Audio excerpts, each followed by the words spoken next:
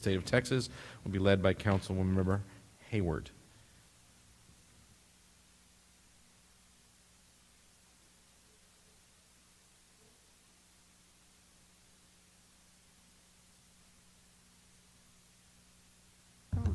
Sorry. Thank you. Sorry. Can't see. Normally when we pray, we're always asking for something, but today I decided to do something a little different and ask for thanks mostly, and then ask for things later. So if everyone would bow their head, please. Dear wise and loving Father, thank you for allowing us to arrive here safely. Thank you for your many and abundant blessings. Thank you for all the hardworking staff the city has, and continue to bless them, O Lord. Thank you for our police, fire, and EMS who put their lives on the line for us daily. Please continue to put your strong armor protection around them to keep them safe. Thank you for our sailors, soldiers, airmen, Marines, and Guard for protecting our nation.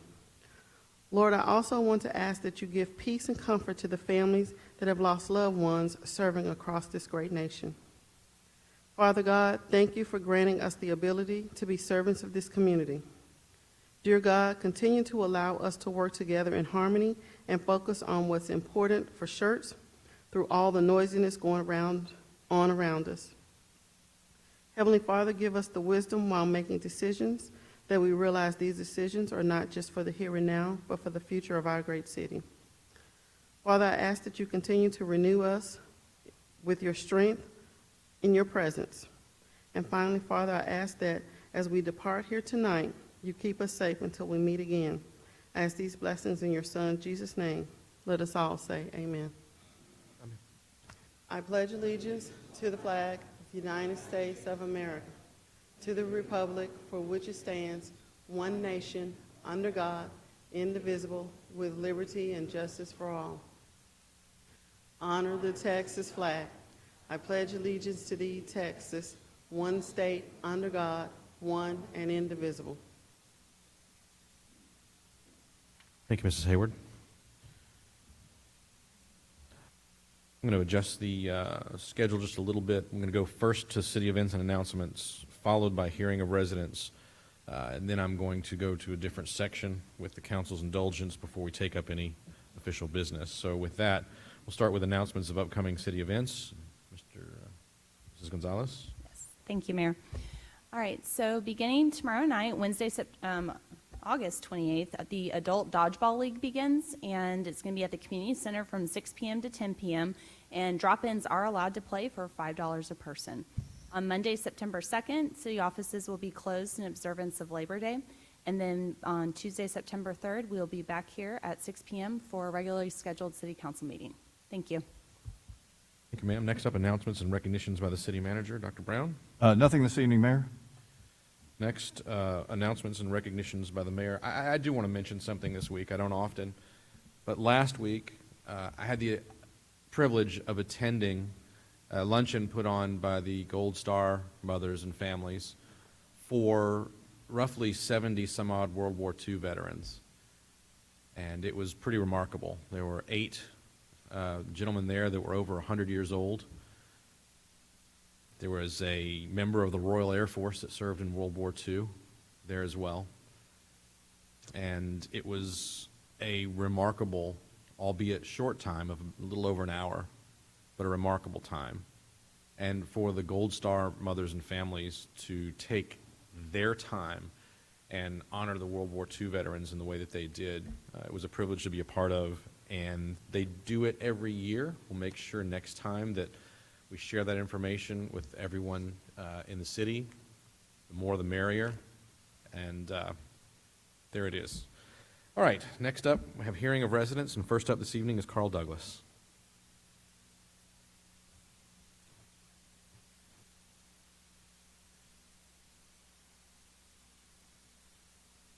Carl Douglas, 2550 Woodland Village Place here in Schertz. Council, Mr. Mayor, I'm sure we have all heard the saying, good things come to those who wait. Well, it happened. I've only been waiting since 1997. And this is a drainage problem that finally got fixed, because when I left council in 2006, if my memory serves me correctly, there was a $345,000 in the budget to do this drainage problem.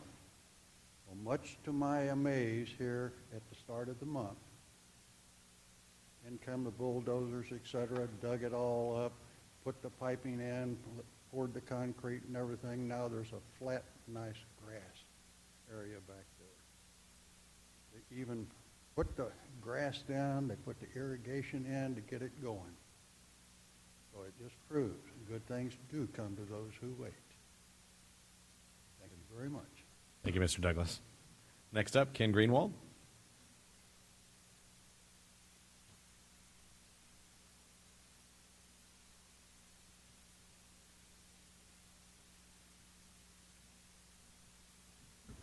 Thank you, Mr. Mayor, members of council, Mr. Brown. My complaint is with the budget. I understood the last time we were here that you included another P&Z member to be hired. Talking to Frank right before the meeting, he said not so. We're over 2 years behind on everything in the P&Z book. And if we don't get somebody and get some help, you're going to be another 2 years behind. We got to sit through a meeting tomorrow night and cancel everything in the book that the state law canceled for us. That'll take up most of the meeting tomorrow. So we won't have time to do much of anything. But we need another body ASAP. Thank you. Thank you, sir. Next person that signed up, I don't see here in the gallery yet, so I will come back to hearing of residents should he arrive. Before I do move on, I do want to point out that Mr. Douglas and Mr. Greenwald have both served on the city council in the past, and thanks, gentlemen, for continuing to be involved. All right. Mr. Mayor? Yes, sir. Point of privilege. Yeah, so unless the council objects, Mr. Edwards has asked if we could go to a different section of the agenda, and that is announcements by the mayor and council members. If there's no objection, Mr. Edwards, Yes, sir. the floor is yours. First, I'd like to say everyone's called and asked about the ballot debacle and about the number that was missing, the section that was missing. And I don't have a problem showing people my application. But I want to make it clear that when I put this on the overhead, you will clearly see that Gail was doing her job. Gail was doing her job. So I'll come down and just show you guys, so no one else has to call the office and say, you know, what's going on. You'll know from me firsthand right here. All right.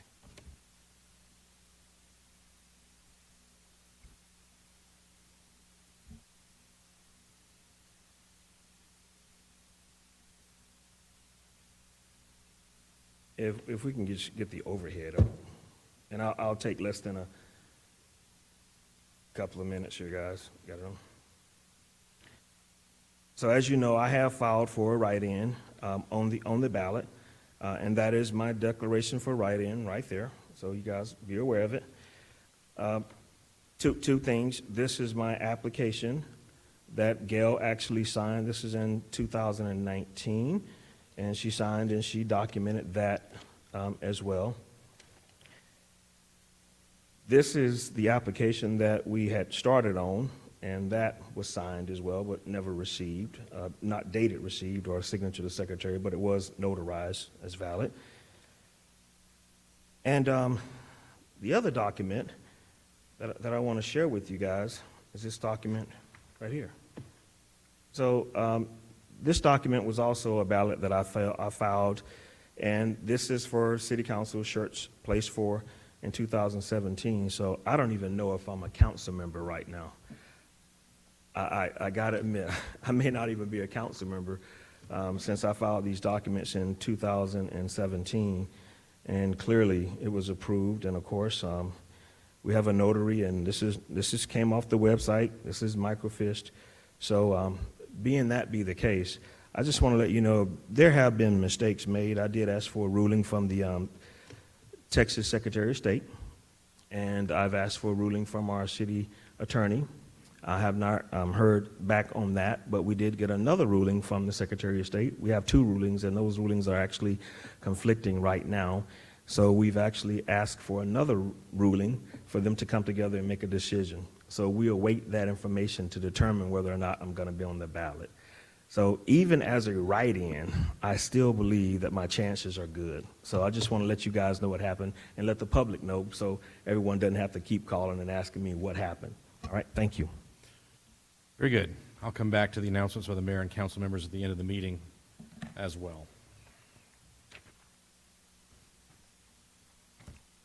All right, first thing we have up this evening, the consent agenda items. Consent agenda items are inclusive of the minutes, approval of the minutes of the regular meeting of August 13, 2019. Item number 2, Resolution 19R102, a resolution by the City Council of City of Schertz, Texas, approving the Schertz EMS Charity Care Policy.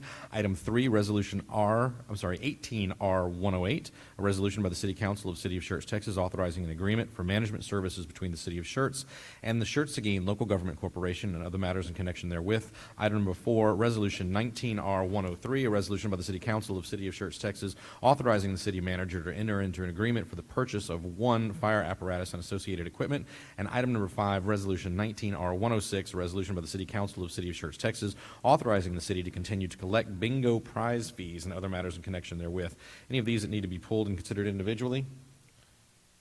Hearing none, is there a motion to approve the items on consent as presented? So moved.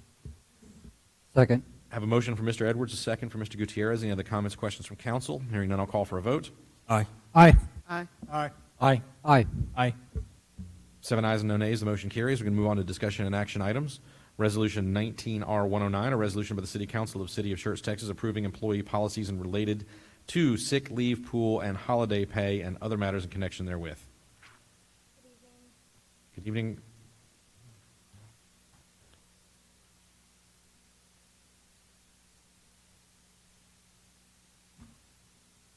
Okay, so I do have a couple of items, Mr. Mayor, as you mentioned. The first for your consideration are 2 employee policies. The first, sick leave pool, and the second, holiday pay. Just to let you know, we've done the preliminary policy work. We have sought input from staff, as well as did benchmarking with other cities to see how they're handling these policies. And so the proposed drafts that you have before you tonight include that information. I'm going to go through both policies, if it's fine with council, and then take questions on both at the end. I'm going to start with the sick leave pool policy. So as some of you may recall, in 2015, council approved a temporary sick leave pool policy, and this was intended to ensure that folks who were facing long-term illness or injury didn't go without pay once they had exhausted their sick leave. We've been operating under that temporary policy since 2015, but what we found is that it was put together very loosely. We have some gaps. There aren't clearly defined parameters under which to operate, and so the policy tonight seeks to formalize that policy and put some of those parameters in place. I'm just going to hit some of the main policy points.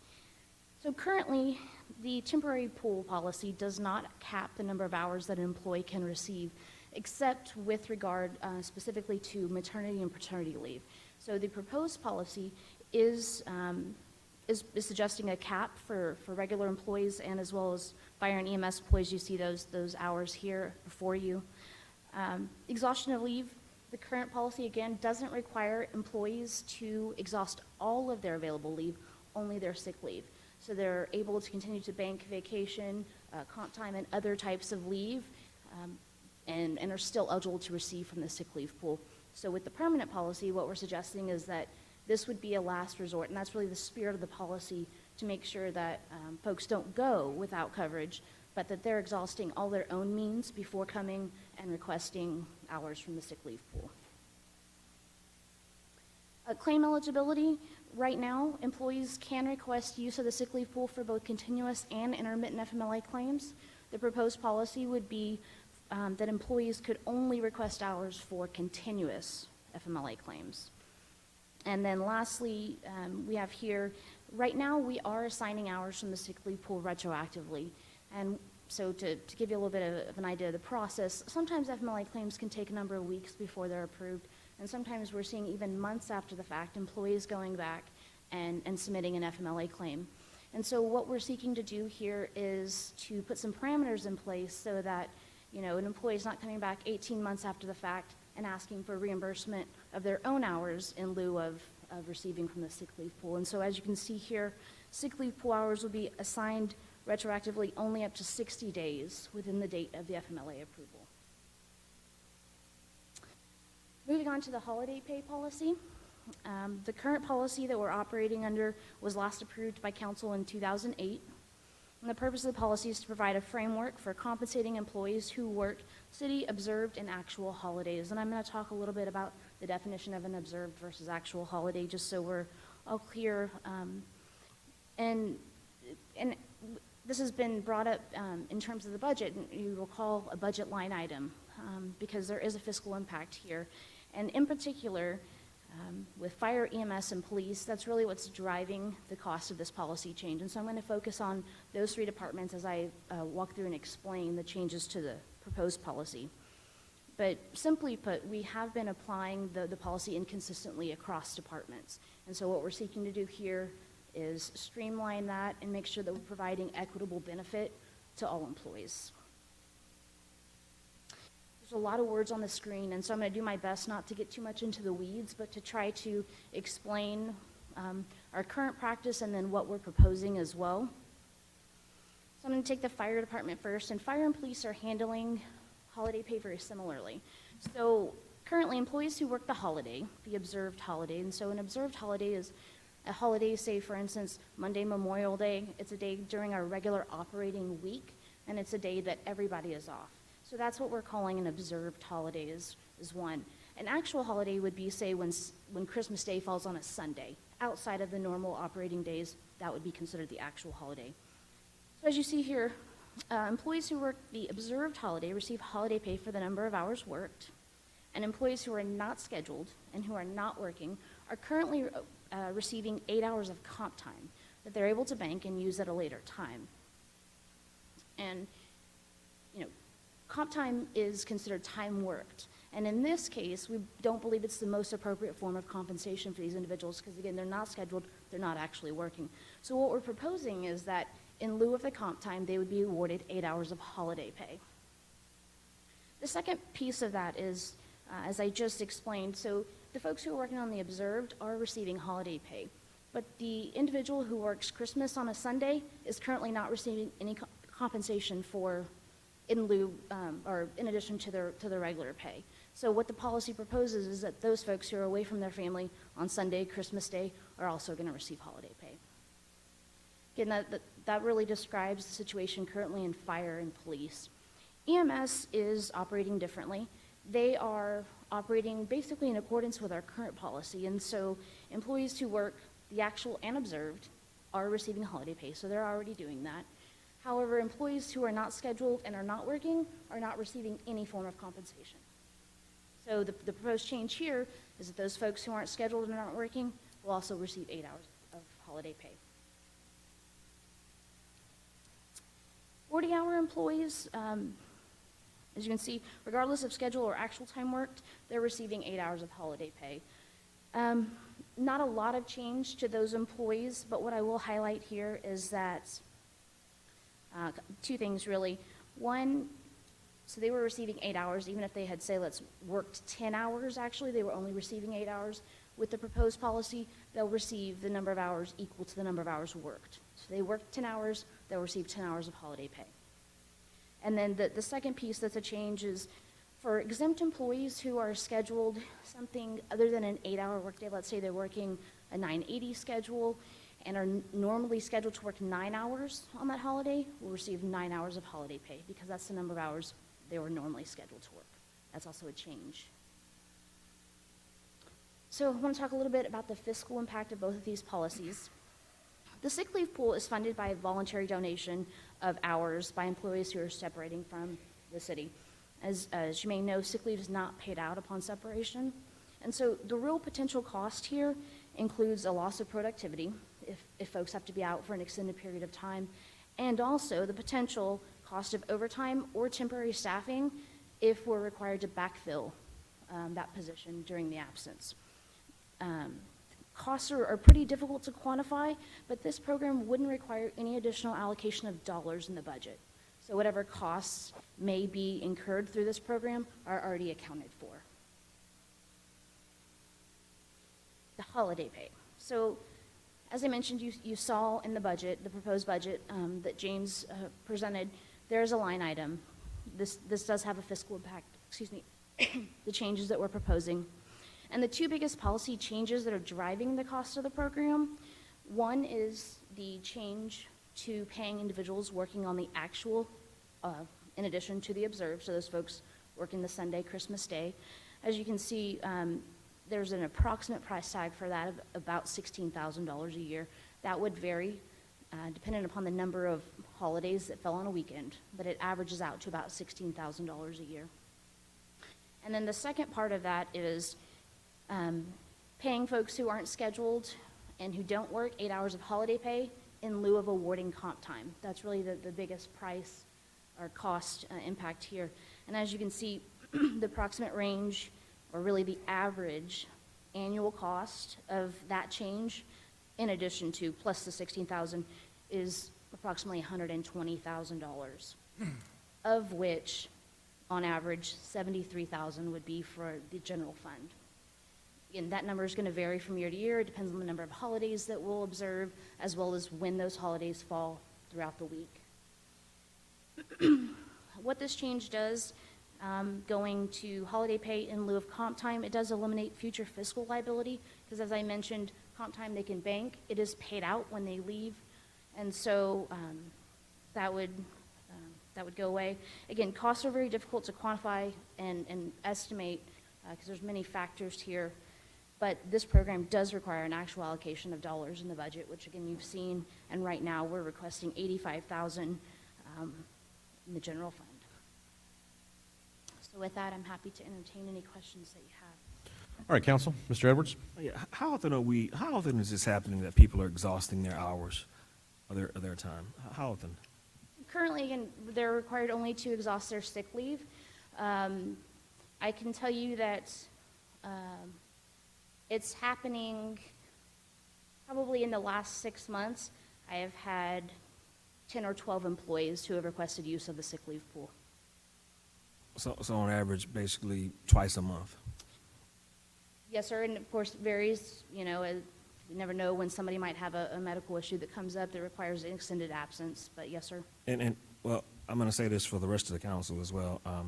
In the people business, we have to take care of people. Yes, sir. And I think it's absolutely important that we take care of our staff in that regard. But if they are sick and they need help, I think this is a great idea to go forward with this particular plan. Counsel, anyone else? Mr. Davis? Yeah, I certainly have no problems with the sick pay. It makes perfect sense, and I think it's a great thing for our employees. I got a bunch of questions about the holiday pay, and maybe I'm just reading this wrong.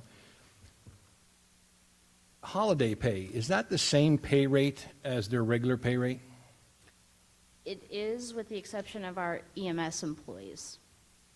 So in other words, let's look at an admin person, okay?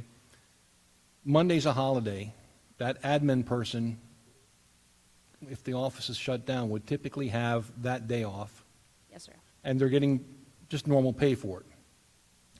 The only difference is it shows up on their pay statement as different. It shows up as 72 hours of regular pay and 8 hours of holiday pay, but the rate's the same.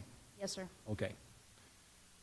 What I don't understand is, I'm looking at the commentary here on police, and the proposal is employees who work the actual or observed holiday receive holiday pay for the number of hours actually worked.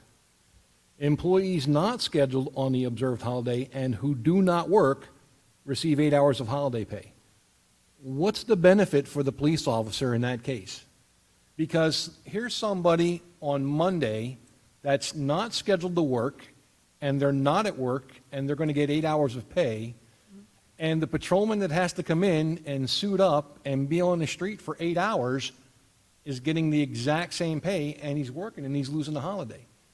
So, I mean, this is where I'm having a disconnect with this. I would think that if we're going to fix holiday pay, or we're going to address the holiday issues, to me, what would be fair is if you're getting paid the holiday pay because you're not at work, we ought to find a way to up the ante for those that do have to work. I mean, same thing for a parks department. If the entire parks department is off on Monday and getting paid, and we call one guy in, to me, he ought to be getting overtime or time and a half, not just he's getting holiday pay because he's at work. And that would go the same for me for the police department and the fire and EMS. If we're making them work on a holiday that they can't spend with their family, the fact that we're paying them the same as the guy that's sitting at home, guy or gal that's sitting at home, I don't see where that's a benefit, a win-win, or a plus-up for anybody that you're going to turn around and say, oh, by the way, I want you to work Christmas Day, New Year's Day, Thanksgiving Day. So I have a problem with the holiday pay the way it is right now. And I understand there's a cost associated with this, but again, if you're talking about taking care of your personnel and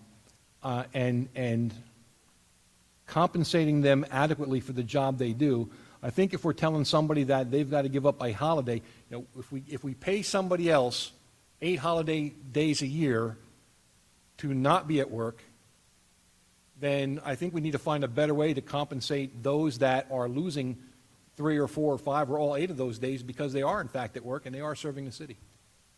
Yes, sir. If I may just make sure, I want to make sure I understand you.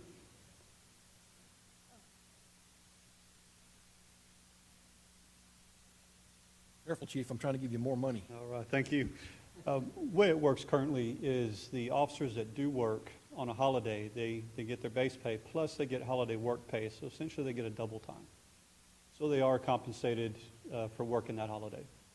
Okay, so that's not how it's, That's what I was going to just clarify. I wanted to make sure we were on the same page, that the holiday pay is in addition to their regular wages. So, like Chief said, they're essentially yeah, and the confusing part about that is we're saying in there at the same time, we're saying someone who's not scheduled and not working is getting holiday pay. So I think the confusion here is we're using one phrase, holiday pay, and we're doing the peanut butter spread across everybody when in fact, as you just pointed out, they're getting their regular pay plus the holiday pay. So I don't know if it might be better to word it saying that everybody gets holiday pay, but those who work get a holiday incentive, a holiday plus up, holiday bonus, whatever you want to call it, but I don't think calling it holiday pay works because that's why it's leading until it makes, I mean, it actually reads, I read the one for police and EMS and even the 40-hour employees. I read it like 5 times a day. I'm like, wait a minute, you're paying, the way this reads, you're paying the same amount for the person that's sitting at home, and that makes absolutely no sense. So if we can clarify that somehow, I'm okay with it. absolutely. I apologize for the confusion, but they are receiving in addition to. So we can, like you said, maybe find a suitable name for that additional compensation that they'll receive for actually working the holiday. Mr. Larson? Can you go back to the slide on the sick pay, just to make sure I understand it correctly here? Sorry, which slide, sir? Where you talk about the basic sick pay changes? Oh, absolutely. So, the sick leave pool. Okay. This, I guess it's in line with the agenda, but maybe not the heart of it. How does our sick pay currently work? If I am an employee and I stay home sick, do I immediately have access, like first day out, to that sick pool? Or do I have to use any PTO? Because I know some places will force you to use PTO for the first day and then sick day kicks in after that. With an approved FMLA claim, once you have exhausted all of the sick leave that's in your bank, so employees accrue sick leave on a monthly basis. Yeah, but for like a regular sick day, not an FMLA claim, but I'm sick, can't come into work today, that goes to my sick pay, that pulls from my sick pay bank, It which is does. separate from my in this policy, those employees would not be eligible to request use of this sick leave pool for just a non-FMLA sick day. This- Yeah, understood. Yeah, I'm sorry. I shouldn't have brought you here because that's confusing my question. I'm just asking in general, I'm sick. I can't make it to work today. The first day I'm out, that pulls from my sick pay bank instead Yes, of sir. my, okay. Yes, sir, it does. And that's separate from my comp time, like regular time? Yes, sir, it is. Okay. So there's, I guess, just as we're talking on these policy changes, something maybe to consider in the future is, I feel like having separate sick pay incentivizes people to be sick when they're not sick, because if you lose your sick pay at the end of the year, but you don't lose your comp time, well, I don't know. I'm one of those employees. Sick. So just something, that's human nature, right? But in terms of the costs, I think if you can go to that side, I think the math, this is where I just want to clarify, because I think I understand this. We're realizing a cost in real dollars today with this, which is about $300 per employee per year. But really, that's just shifting. Otherwise, that same cost as there would just be a liability for future earned, correct? Yes, sir, that's correct. We're Okay, realizing so that front. we're just accounting for that cost up front instead of accruing a liability that we don't typically see. That's absolutely correct. Okay, that's all I wanted to clarify on that. Mr. Gutierrez? Just for clarification, FMLA is required before they go into the sick pool? Yes, sir. Thank you. Anyone else? I'm going to move from the chair that we approve Resolution 19R109. Second. I have a motion from the chair, second from Mr. Davis. Any other comments or questions? Hearing none, I'll call for a vote. Aye. Aye. Aye. Aye. Aye. Aye. Aye. 7 ayes, no nays. Motion carries. Thank you, ma'am. I'm going to move now back to the hearing of residents. Mr. Sullivan? You sure? I said early on that I would do it. All right, very fine. I wanted to make sure that I offered up.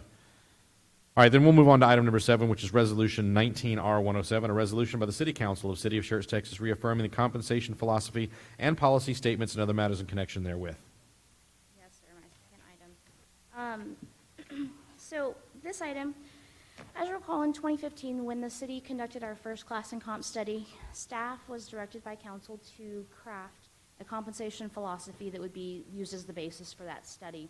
And so the compensation philosophy serves to formally document the city's guiding principles on how we're going to compensate employees and creates a framework for consistency when we're trying to recruit and retain workforce talent. So this philosophy should be in line with the city's strategic goals, mission, vision. And so as we get ready for the 2019 study, wanted to come before council and just make sure that this council believed and felt that what we approved in 2015 was still appropriate and relevant.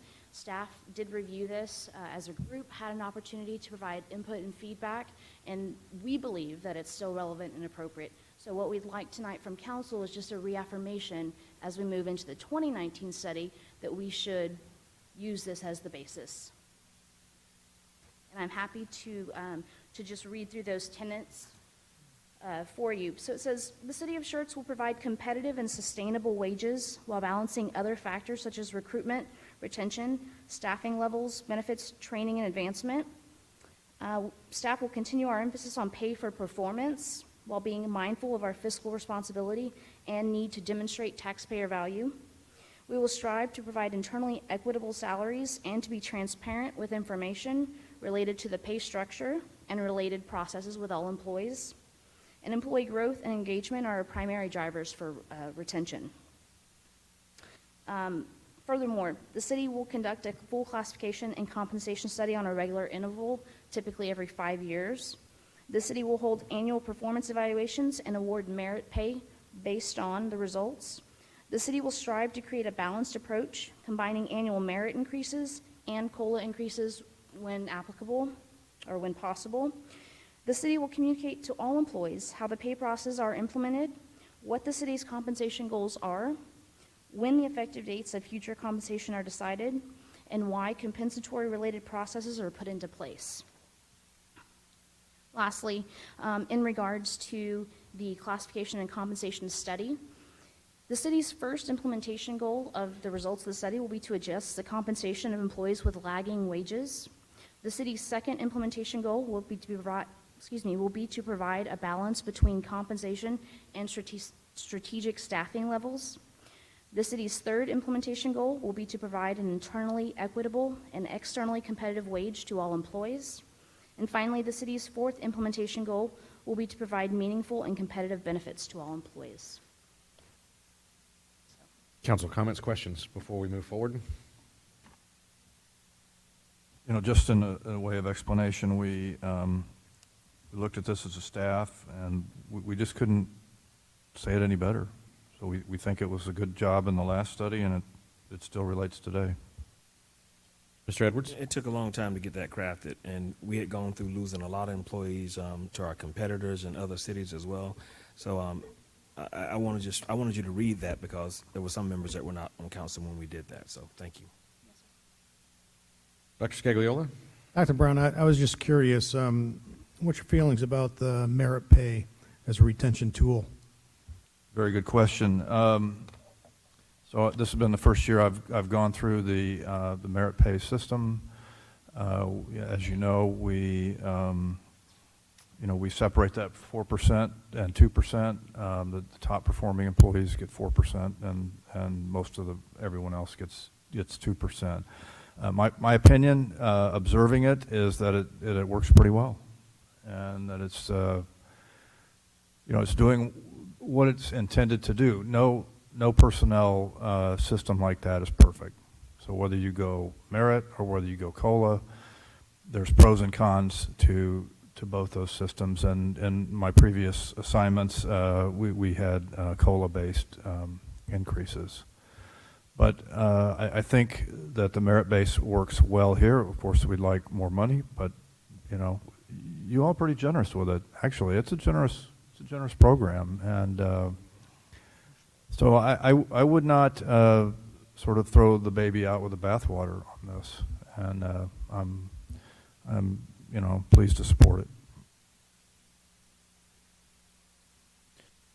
Anyone else? I'm going to move from the chair. We approve Resolution 19R107. Second. I have a motion from the chair, a second from Mr. Edwards. Other comments, questions from council? Hearing none, I'll call for a vote. Aye. Aye. Aye. Aye. Aye. Aye. Aye. 7 ayes, no nays, motion carries. Thank you very much. Thank you. All right, next up is Resolution 19R99, a resolution by the City Council of the City of Schertz, Texas, approving an animal care matrix outlining the care and treatment of animals brought into the animal shelter or otherwise under the care of animal control officers. Evening, Mayor, Council, Dr. Brown. We'll take a few minutes of your time this evening to talk about how we handle the animals that come in our care, and essentially provide a roadmap so there's complete transparency on how we handle each animal and the process it goes through. A vast majority of our animals come in, they're healthy, there's nothing wrong with them, they have good temperament. If we cannot find an owner, we vet them and put them over to adoption and find them new homes. On the rare occasion, we do have some animals that come in that are aggressive, have been involved in bite cases, or they're severely injured or sick. And what this does is kind of explain how we handle those hard cases. Such as our wildlife, we've seen a tremendous amount of wildlife this year. Our wildlife rescue we work with, there's weeks we see them almost daily. They can provide a great amount of care for those animals, so we do our best. We're not in a position we have to euthanize. We work with the rescue, and that's what this lays out, is the animal go to the rescue. If it's too severely injured, we'll confer with our vet, and we may just have to euthanize depending on the condition of the animal. But for the most part, our animal rescues will take those animals. Bite cases are challenging. If we know the owner of the animal, we'll put in a 10-day quarantine, obviously get the rabies vaccination information. And if the animal's clear, it'll go back home with its owner, pending any court involvement on the nature of the bite case. The difficult ones are the owners that we don't know. We don't have any rabies vaccinations, no history on the animal, and it really puts us in a corner where we don't have much choice but to euthanize if it's been involved in a bite case, because we need to be able to test the animal, not knowing if it's had any type of rabies vaccination. There are some cases, we've seen a couple this year, where there's been some pretty significant bite cases. We know the owners, and the owners have surrendered the animal because they too fear what the animal will do. So we'll take custody of it, hold it on a 10-day quarantine, and end up ultimately euthanizing the animal. The 10-day quarantine is to look for signs of rabies. Once we euthanize, we will send it off for testing just to make sure. On some occasions, you will see it in the shelter. Animals come in, we don't know their history, their past, either inside or outside the shelter, and we find out they're aggressive towards other animals. Once again, that puts us in a position, do we really want to put the animal out in the community? If we know that a dog is aggressive and will try to kill another dog in the shelter, we surely don't want to put it out in the neighborhood. So if it got out, it could attack another animal, which we've seen a lot of animal attacks while people are out walking their dogs. So we'll put the animal on a 10-day rescue hold, try to get it rescued, and if we cannot find a rescue, we're forced to euthanize it, just simply because we cannot put an aggressive animal back in the community. Sick or injured, this is where we work heavily with our vet. We have a wonderful vet that does a lot for us. She's very clear on what her opinions are. If we can save an animal, we've had several come in with cancer, kidney failure, severe injuries, where she's recommended euthanizing the animal just to end its suffering, while there's others that we can treat. But being a municipal operation, we do have a budget. We have a lot of great donated funds that we can do a lot with for treatment of animals, but this sets a dollar amount on the treatment that we provide animals. Currently it's set at $500, and we look at that is we'll spend up to $500 depending on the animal and the illness or injury, and at some point we've got to say, it's too much. I can only think of one case over the last year where we've had to do that. It was just multiple illnesses that the animal was dealing with, and it just, a couple $1,000s to possibly save the animal. A lot of times we just don't get there. And other times our vet will take the dog on, or the cat, and treat it herself, and we'll transfer it out to her care. So even though we may have a dollar amount, the vet's office we work with apparently doesn't, so they take a lot of our really sick guys and treat them and get them back into a rescue or a foster. But overall, we just want to be very transparent of how we deal with animals. I know a lot of people are very passionate about animals and how they're treated, and we don't want there to be any question on how we do that here. All right, very good. Council, questions? Mr. Gutierrez. Thanks, Chief Bain, for putting that together. Could you just, for the sake of the audience, clarify why you have to euthanize an animal for rabies testing, please? We're required to do the quarantine. That is one of our primary functions is rabies control and preventing the spread of it. So if we don't have any documentation to know what the animal's history is, or if it's been vaccinated, it has to go for testing, and unfortunately, to test the animal, it has to be euthanized. It's not a test that can be done live. Thank you. Anyone else? Dr. Scagliola? Yeah, Chief, thanks so very much for putting this together. I'm an animal lover, I really am, and it kind of breaks my heart anytime we need to put an animal down. But I was also a veterinarian tech for a while, so I realized that sometimes it's necessary. So who was it exactly that helped you put this matrix together? It was everybody. Everybody at Animal Services. This also went before the Animal Advisory Board on a couple different occasions. It's actually something we've worked on for a few months now. We wanted to try to get it very thorough, very complete, and so there's no question at all what was going to happen once an animal entered our care in the process that it went through. I think it's good. You really laid it out, and it seems it is comprehensive.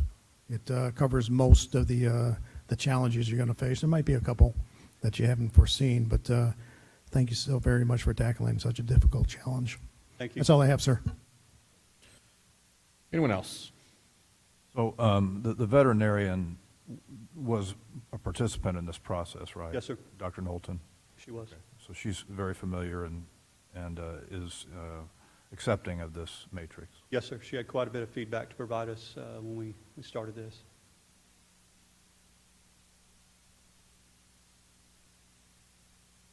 No questions, no motions. I'll move from the chair. We approve Resolution 19R99. Second. I have a motion from the chair, a second from Dr. Scagliola. We'll call for a vote. Aye. Aye. Aye. Aye. Aye. Aye. Aye. 7 ayes, no nays. The motion carries. Thank you, Chief. Thank you. I'm going to move around just a little bit again here on the schedule.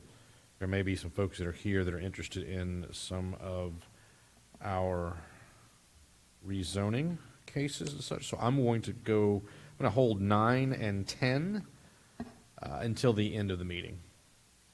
So we'll start with item number 11, Ordinance 19A21.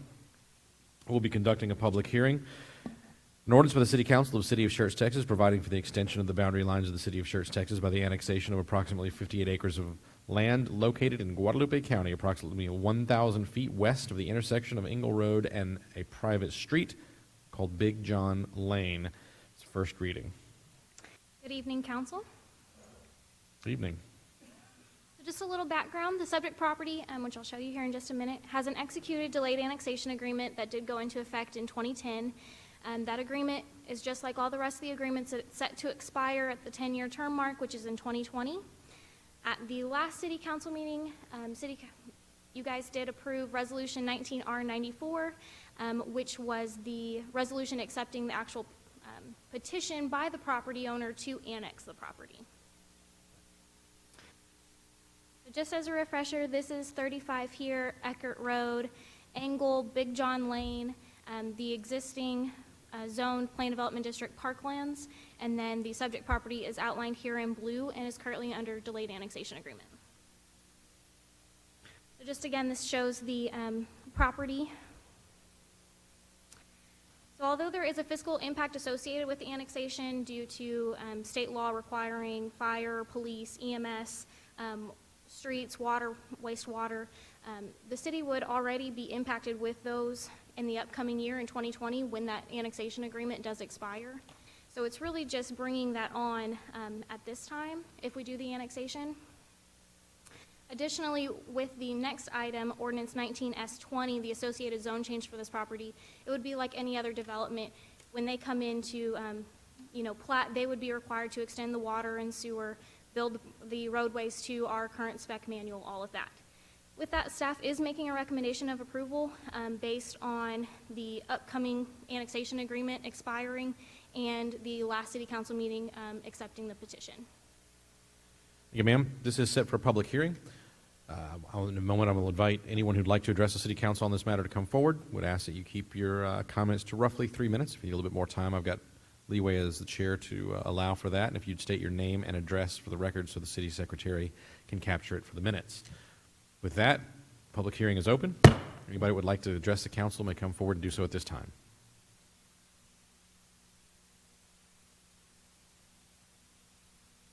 Doesn't look like I have any takers. Everybody sure? Always feel like an auctioneer when I do this. Once, twice. All right, I'm going to close the public hearing and open it up to the council for questions. Council, questions on this item, anyone? If not, is there a motion to approve Ordinance 19A21 on its first reading? So move. Second. I got a motion from Mr. Gutierrez, a second from Mr. Davis, if my ears heard correctly. Any other comments, questions, council? Hearing none, I'm going to call for a vote. Aye. Aye. I got 2. Aye. Aye. Aye. I got 6 ayes and no nays. The motion passes on its first reading. I'm going to move on now to number 12. Excuse me, which is- Mayor, you said Yes, ma'am. 6? Did somebody not vote? Dr. Scagliola Oh. was not on the Thank you. dais at the time. Thank you. Item number 12, ordinance 19S20, an ordinance by the City Council of City of Schertz, Texas, amending the official zoning map by rezoning approximately 64 acres of land from pre-development district, or PRE, planned development district, or PDD, and delayed annexation, or DVL, to planned development district, PDD, on first reading. So just as a reminder, I did give this exact same presentation at the last city council meeting, so it's going to be kind of a refresher, and it is in association with that annexation that you guys just heard.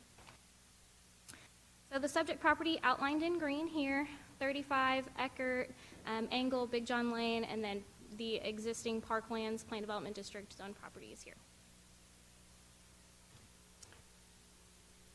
A little closer zoomed in, so you can see all of the purple PDD, that's Parklands, and then you can see the majority of the property is under that delayed annexation agreement. There is a portion here that is zoned pre-development district. It was already annexed into the city. And then there is kind of this odd-shaped finger area here that is currently in the Parklands Planned Development District that they're trying to rezone into Parklands 2, the item tonight. 5 mailed notices were sent on June 28, 2019. At this time, we've received no responses in favor or opposed, just no responses at all. On June 28th, the public hearing notice signs were placed on the property as well. This is the proposed zoning exhibit from the applicant, just showing the outline of the property again. The Schertz sector plan from 2013 did not evaluate this area of northern Schertz. That's why you can see the subject property here again. The majority of it is agricultural conservation. It didn't take into account the subdivisions that were both in existence and proposed and approved in the area. Since this area was not evaluated, the current designation of agricultural conservation doesn't seem as appropriate. The single family that's being proposed tonight is more in line with the surrounding land uses. So this is the MGP exhibit, and I'll come back to this later, more zoomed in and highlight some of the key concepts. The first thing I want to touch on is the lot dimensions, and it's one of the changes that Parklands 2 is requesting. So it would be set in 4 separate units, as you can see, with 3 different designations, a 7,200, 8,200, and a 9,000, with a total density of 3.52 units per acre for a total of 214 lots. The proposed design standards do stipulate an average lot width of not less than 67 feet and a median lot width no less than 65 feet. Additionally, there is an average lot area of 8,568 square feet and a median of 8,088 square feet. And with those average lot areas, it's per individual final plat. So not the entire subdivision as a whole as an average, but each individual unit would have to comply with those requirements. So this shows the existing approved parklands in addition to the portion of parklands that they're requesting to be rezoned into Parklands 2 and the proposed Parklands 2 in one exhibit to kind of see how the proposed fits into what is already planned for this area. So they are proposing an additional 2.67 acres of parklands. You can see that outlined by the dashed. So I'm going to flip to the next slide. This is what's currently approved as the Parklands MDP. It would be another roadway and additional lots. And they're requesting to actually add additional park to our 5-acre park that was already been approved with Parklands 2. It would increase it to 7.67 acres. Additionally, they would be providing improvements such as interactive musical instruments, picnic tables, benches, pickleball courts, a second playscape playground, a baseball diamond, and additional sidewalks, all of which we would not get with the approved park that we have currently. So once again, this is the proposed Parklands MDP and the items that I wanted to touch on. So in this area, there is a collector roadway that is proposed on the master thoroughfare plan. With that, they are doing a 35-foot right-of-way dedication. That's the outlined in blue. Adjacent to that, a 20-foot open space buffer. And then all of the lots that back up to that east-west connector would have a 6-foot wood fence with the masonry columns to try to add for more of a buffer and the sound reduction for that potential roadway in the future. Additionally, they're providing 2 access points, 20-foot wide pedestrian easements from that connector into the development. Another item that Parklands is proposing is all of the lots here in purple are required 4 trees per lot with a minimum 2 in the front yard and a 30-foot building setback line. So right now in the city, we require 3 trees per residential lot. This would be an additional tree on each of those lots. Additionally, the outlined here in gold areas would be a 20-foot open space with a meandering concrete walkway and trees planted at a 50-foot interval. So in this area here, they are proposing a private park area. This is their potential concept plan as of right now. It would include an internal trail, gazebo, park benches, landscape feature, really trying to have Parklands 2 walkable and really add to not just this area, but connect it with the park as well. At the July 10th Planning and Zoning Commission, they did make a unanimous recommendation of approval. And based on the surrounding subdivisions, increased park area, open space, the meandering sidewalks, and more trees, staff is making a recommendation of approval. And the applicant is here in case there's any questions for him. Very good, thank you. All right, this is also set for a public hearing. Same commentary as before. I ask anybody who would like to address the council to keep the commentary to around 3 minutes. I do have leeway as the chair to add some if needed. And would ask that anyone that would like to address the council would give their name and address for the city secretary for the minutes. So that said, the public hearing is now open. Anyone that would like to address the council may do so.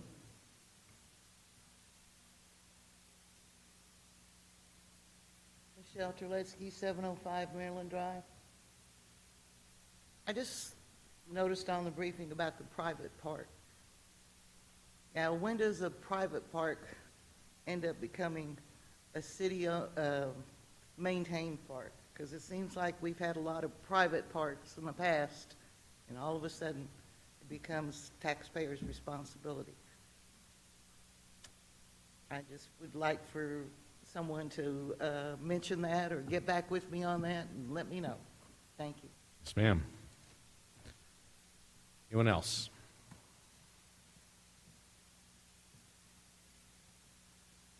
Again, doesn't look like I have any other takers. All right, with that said, I'm going to close the public hearing. Open up to council. I tell you what, before we open to council, Ms. Emily, would you like to address Ms. Terletsky's question? Sure, so I'll do my best anyway. I would say at this time, when Unit 1 gets platted, it'll have a note on the plat that says it's going to be maintained and owned most likely by the homeowners association, and it's clearly defined on the plat itself that it's private parkland, unlike the 2.67 that would be public parkland. In terms of if the city would ever take that over, I'm going to look over you at Brian. Since he has to take so many steps, unless, I mean, an HOA would have to petition the city for the city to take on the parks, a given area of land as a park. Is that correct, Mr. James? That would be correct. And then it would be the discretion of the city council. That would be correct. Yeah. And so again, I would say this, I think our Parks Master Plan, our Parkland Dedication Ordinance, part of the reason we're taking the parkland we are now, and this is a good example of that, a good usable flat, high and dry park with improvements, is so that there is public-owned, city-owned land suitable for that purpose in the neighborhood. And it would be difficult for me to be able to identify under what circumstances staff would recommend that we ever take those private open spaces on, frankly. And that's kind of why we have the system we have now. There's that good usable public land that we can maintain efficiently, public gets use out of it, which is how we then say no to taking on the private stuff. And I would add that it's been my experience that the city is relatively reticent to take on green belt areas or parks from HOAs. Mr. Davis and I are lucky enough to have some of our HOA fees maintain a green space area that we have absolutely no use for, as a subdivision of the city has no interest in having. So at least in my personal experience, it's tough to get the city to take green space land or parkland. We've tried. All right, council. Questions on this one? Dr. Scagliola. Yeah, I've always been a big advocate of low-density housing, And yeah, it seems like they did a pretty good job with the lot sizes and whatnot. But as I was reading through this thing, something just didn't look right. As far as our UDC or the PD requirements go, it says the lot widths not less than 67 feet with a median of 65. I spun the numbers on this, and I come up with 63 as the average. And then when it says the total area of the lots, a mean of 8,500 and a median of about 8,000. Once again, I spun the numbers. I come up with 7,800. So what exactly is going on with these lot sizes? I don't want to say they don't meet the our PD requirements, but...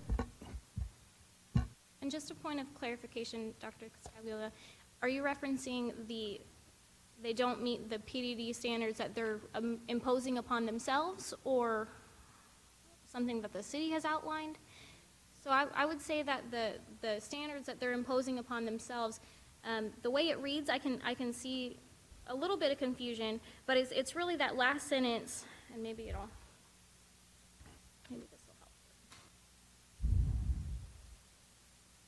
It's really the bracketed portion. It's each final plat approved for Parklands 2 must meet these mean and median dimensional requirements. So we'll look at each individual plat as it's getting submitted, the plat for Unit 1, and it has to meet those standards that they have outlined here. Same thing for Unit 2. So another thing that I would point out is the dimensional table that they have provided. Even though it says there's going to be 47 lots that are SF 8200, you have to assume that some of those lots are going to fall in between 8200, but they're not quite 9,000, so they can't call them those.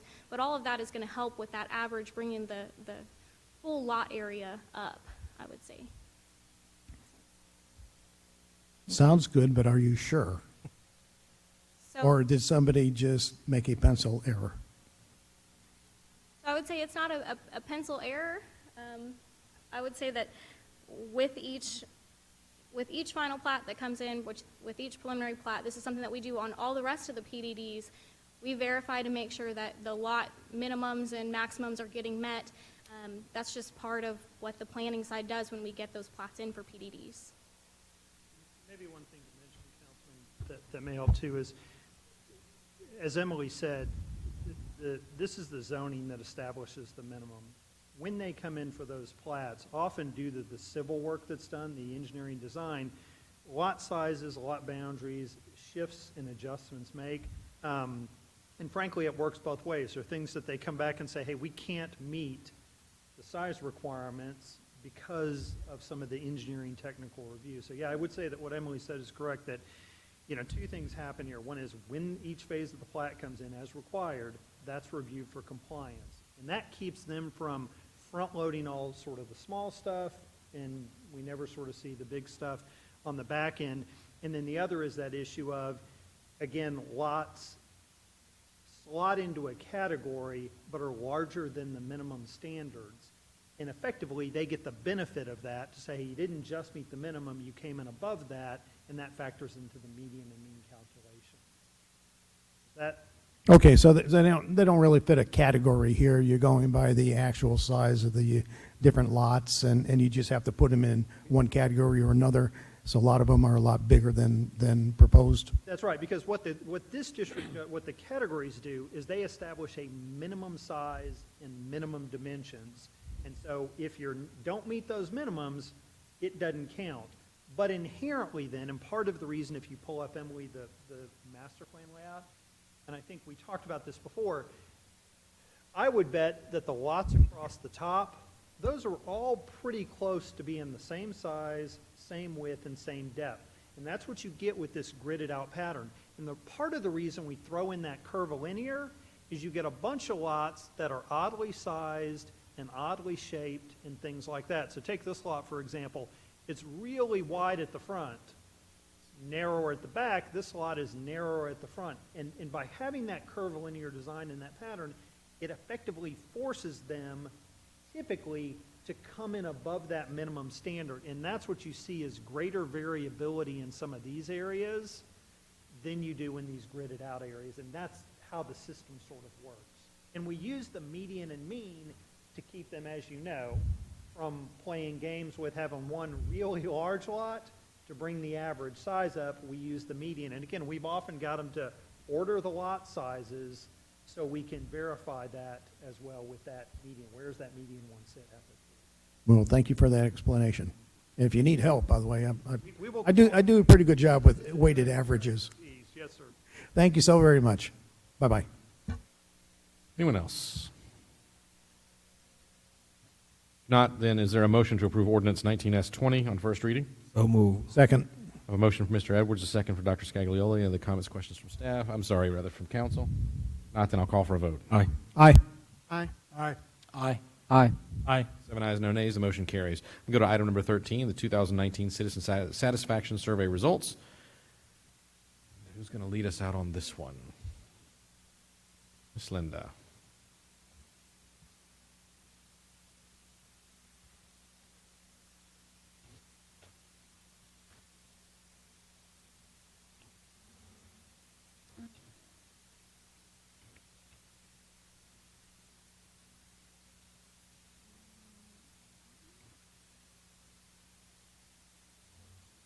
Good evening, Council. So we've got Jason Morato here with the ETC Institute, and he's going to be giving a presentation on the 2019 Community Survey results. Very good. Thank you, sir. Appreciate you joining us this evening. Great, thank you. Let me just make sure I'm all set here. Great. Well, my name is Jason Morato. I'm with ETC Institute. And ETC is a marketing and research firm based in Olathe, Kansas, which is in the Kansas City area. We won't hold that against you. And the thing we specialize in is doing community surveys for local governments all across the country. And this past summer, we conducted a community survey for the city of Schertz. So today I'm going to go through the kind of big picture, high-level, major findings from the survey. Before we dive in, I do have one slide about ETC Institute. We're based in the Kansas City area, but we're a national leader in providing market research for local governments. We've been doing this type of work now for over 35 years, and in the last 10 years alone, we've conducted surveys in more than 900 cities and 49 states. That includes a lot of work throughout the state of Texas. So this is really the type of work that we specialize in. This is just a quick rundown of what I'll go through today. I'll go over the purpose and methodology of the survey. What I call the bottom line up front is our main conclusions, and then I'll go through the major survey findings to show how we came to those conclusions, and I'll be happy to answer any questions as well. So there's several reasons to do a survey like this. One is to objectively assess how satisfied residents are with major city services.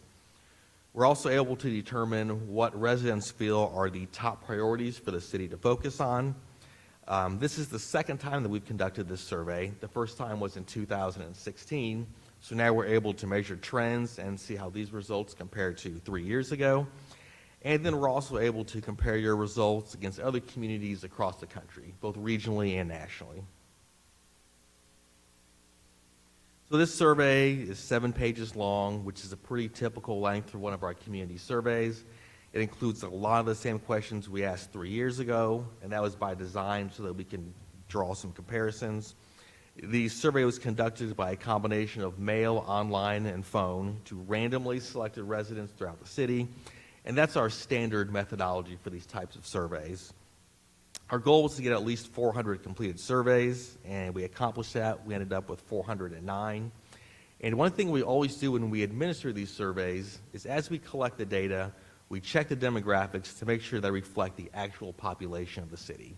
So we had a really good representation by those key demographic areas such as age, race and ethnicity, gender, geographic location. And the results of the 409 surveys at the 95% level of confidence has a margin of error plus or minus 4.8%. So essentially that means if we did this survey the same way 100 times, 95 times the results would be plus or minus 4.8% from what we're reporting. So the results aren't perfect, but it's really a very small margin of error. So here we have a map of the city. The red dots are households that completed a survey. So in general, the areas that are more densely populated have the highest number of completed surveys. And this distribution is very similar to what we had 3 years ago. So here's our main conclusions from the survey, broken down to one slide.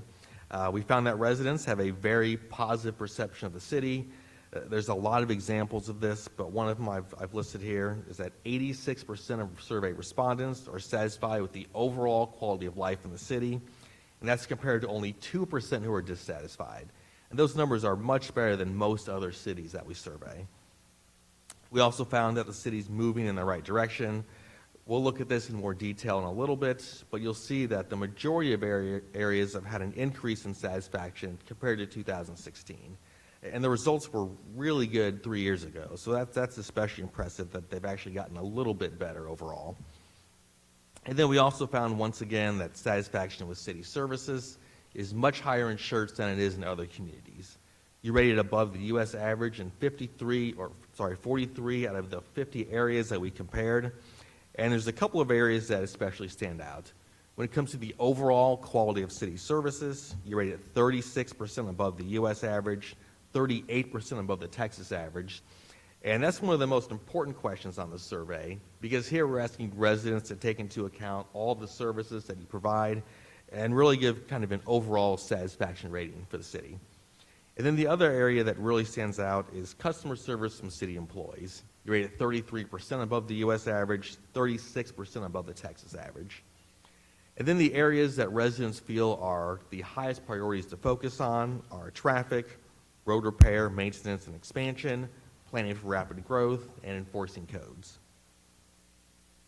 So first we'll look at some general perceptions residents have of the city. Here we ask residents to rate their perceptions in a number of different ways. And this question is asked on a 5-point scale. So the dark blue are those who are very satisfied. You can see the light blue are satisfied. The white is neutral, and we interpret that as meeting expectations. It's a rating of a 3 on the 5-point scale. And then the pink are those who are dissatisfied or very dissatisfied. So overall, the positive ratings far outweigh the negative in all of these areas. And the one I especially want to point out here is that second row down, overall quality of services provided by the city. 86% of residents are either very satisfied or satisfied, compared to only 3% dissatisfied. And those numbers are significantly better than most other cities that we survey. So this was the very first question on the survey. Here we're asking residents to rate major categories of city services. So we're asking people to rate these at the big picture, departmental level, and then later on we ask them to rate some more specific areas within some of these categories. So once again, there's a lot more blue than red, so the positive ratings far outweigh the negative. And really what's amazing here is how few people are dissatisfied with any of these services. Other than enforcing codes, for every other area, 10% or less of residents are dissatisfied. And then even for codes, you have 58% satisfied compared to 17% dissatisfied. So those are still pretty good numbers overall. And you can see here the highest rated areas are library services, everything related to public safety, fire, EMS, police, and then parks and recreation. So we also asked respondents to rate how safe they feel in various situations. And what's amazing here is how few people feel unsafe in the city. It's one thing for people to feel safe in their neighborhood during the day, but if you look at these bottom two lines, only 3% feel unsafe in their neighborhood at night, and then only 3% feel unsafe in city parks. And usually those numbers are much, much higher than that. So here again we have a map of the city, and what we did here is broke the results down by census block group. So these are very, very small groups. And what this does is it tells us if residents in different parts of the city are rating services differently. So we create a map like this for every question asked on a 5-point scale. So there's about 80 maps overall in the report. This one's just for the overall quality of city services, and you can see the entire map is blue. So this tells us that residents in all parts of the city are satisfied with the overall quality of city services. A lot of times what happens is, even if the results are really good overall, once you break it into these really small groups, you'll see some pockets where people are dissatisfied. But here you can see we don't have that at all. So now we'll take a look to see how your results compared to other communities, and these results are really, really good. As we go through these next few charts, the blue line are Schertz residents who are either very satisfied or satisfied. The red line are satisfaction ratings from residents throughout the state of Texas. And then the yellow are the results from residents all across the U.S. So as we go through these, I put blue arrows by the places where you rate at least 5% above both the regional and national average, red arrows where you're at least 5% below. And there's only one arrow as we go through these charts. So this first one is for major categories of city services. You can see in just about every area you rate significantly higher than other cities. So everything from library services to public safety, to parks and recreation, water, trash. The area where you rate the farthest above other communities is customer service provided by city employees. You have a 78% satisfaction rating. The regional and national average is just a little over 40%. Another one I wanted to point out here is codes and ordinances. That's the lowest rated area on your survey, but you can see the ratings are still pretty good compared to other cities. Here are comparisons for perceptions of the city. You can see for all these areas, you rate significantly higher than other cities. There's a couple areas I especially want to point out. That third row down, overall quality of city services, you have an 86% satisfaction rating. The regional and national average is only about 50%. And then the other one I want to point out is that very bottom row, overall value received for city taxes and fees. So you have a 56% satisfaction rating, and without the context of benchmarking data, that might not seem like a good number, but you can see the regional and national average are both below 40%. So for that question, 56 is actually a really good number. Here are comparisons for public works and maintenance.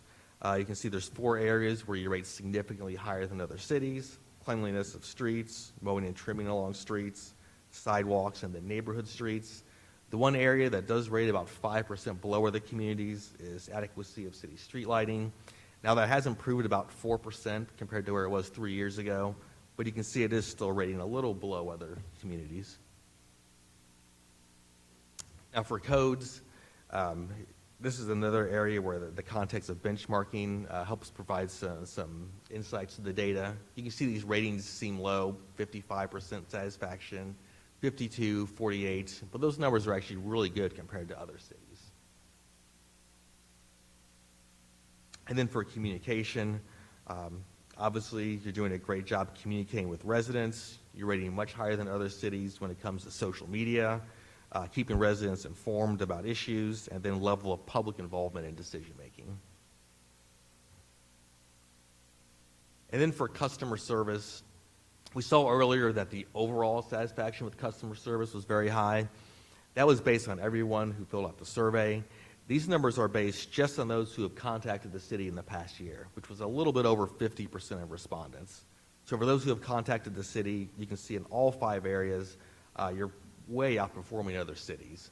So how easy the city was to contact, how well residents were treated, the accuracy of information that was given by employees, how quickly staff responded, and how well residents' issues were handled. So now we'll switch gears and see how these results compare to 3 years ago. And you'll see in most areas the satisfaction ratings have increased. This is for major categories of city services. And for these charts, I put, again, blue arrows by the spots where the ratings have increased by at least 5% compared to 2016, red arrows where they're down by 5%. So we've had a significant increase in the library. Parks and recreation programs had the biggest increase compared to the last survey. Last time, there was a 73% satisfaction rating. This time, it's 83%. There was also a 10% increase in civic and community centers, big increases in management of stormwater runoff, as well as communication with the public. The one area that did have a big decrease was enforcing codes and ordinances, from 67% down to 58%. Now, again, that number is still pretty good compared to other cities, but it did take the biggest drop on the survey compared to 3 years ago. For perceptions, a lot of these areas had small increases in satisfaction. Overall quality of life is up a little bit. Overall quality of city services is up a little bit. The one area that's down 5% is quality of new development. A lot of that, I think, has to do with traffic and streets, which we'll see a little bit more about that in a few slides. For Parks and Recreation, this is the area that had the biggest increases overall. Every one of these 9 areas had an increase in satisfaction compared to 3 years ago, and the areas with the biggest increases were the appearance of parks, the number of parks, recreation centers, swimming pools, and then adult recreation programs. Now, we saw overall code enforcement was down about 9%. Here are some more specific areas of codes, and you can see each area had a small decrease in satisfaction, but there wasn't really any one area that stands out, just kind of little decreases in each of these areas. And for Public Works, there's a couple areas that have really improved since the last survey: cleanliness of streets and other public areas, and then mowing and trimming along streets. A couple areas that had decreases were maintaining major TxDOT roadways and then availability of bike lanes. And then for communication, most of these areas have had at least a small increase in satisfaction. The biggest increase was efforts to keep residents informed about issues. That was up from 51% to 61%. That ties Parks and Recreation as the biggest increases on this year's survey. And then there are also increases on the website and availability of information about government operations. So now we'll take a look at what residents feel are the top priorities for the city to focus on. So here we asked, what are the biggest issues the city of Schertz will face within the next 5 years? And respondents could pick up to 3 choices from this list.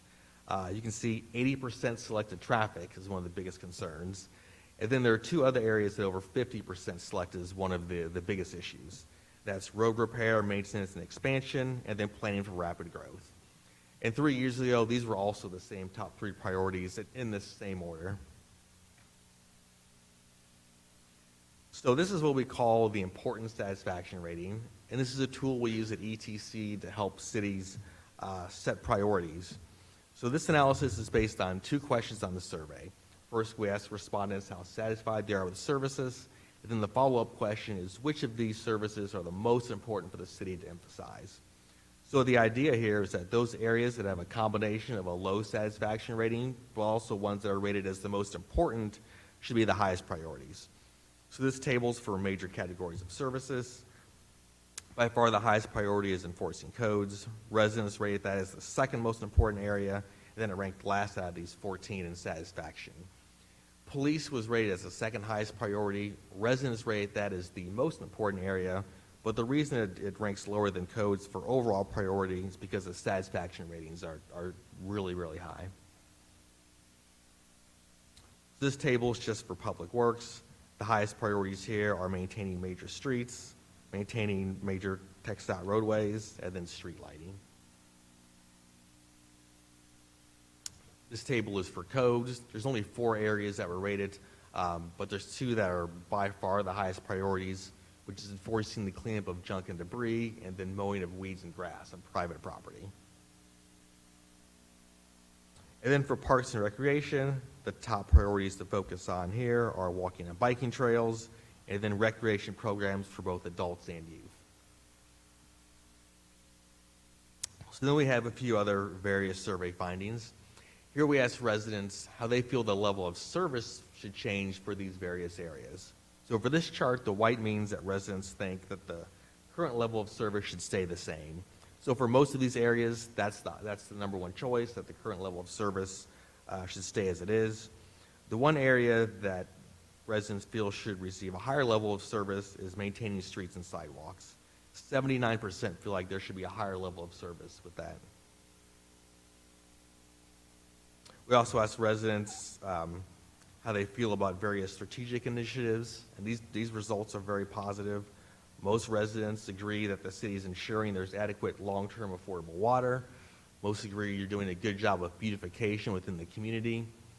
This third row to me was especially impressive. About 2/3 of respondents have confidence in the city's finances, compared to only 7% who don't.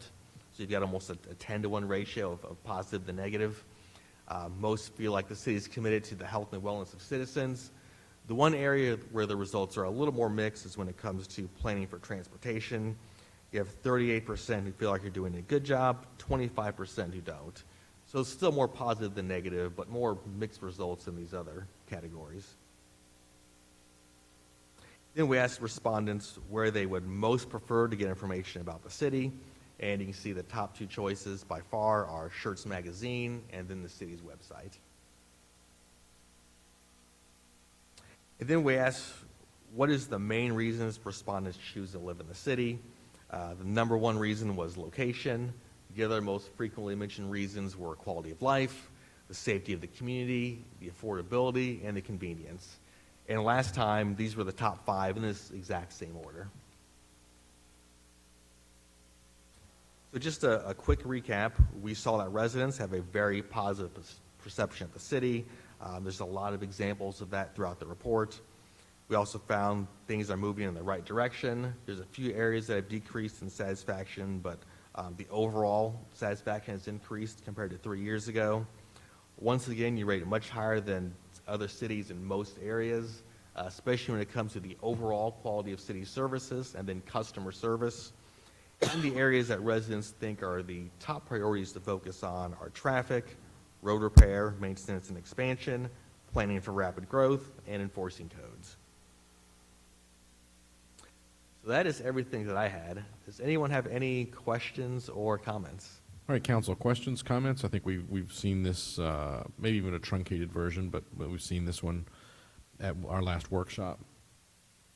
Other comments, questions with regard to this? Dr. Brown?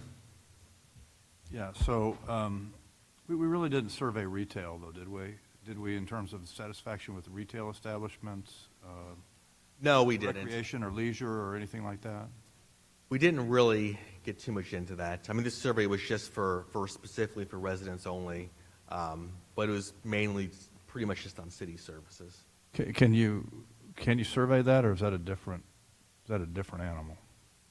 We can do that. It's a different survey, but we do those sometimes where we survey businesses. That way that's we don't do those as often as these resident surveys, but it's definitely something we can do. Well, I would think maybe survey residents also to see what their level of satisfaction with our retail and what they would like to see in the future. Right. Yeah, that's something we can definitely do as well. We could just add a couple of questions about that. Usually about 80% of the questions stay the same from one survey to the next, but then there is always a few questions that change, so we could add a couple of those questions next time. And I'd like to point out that in animal care services, our overall satisfaction was 73%, and both the state and the nation were at 58%, so we were well above in animal care services.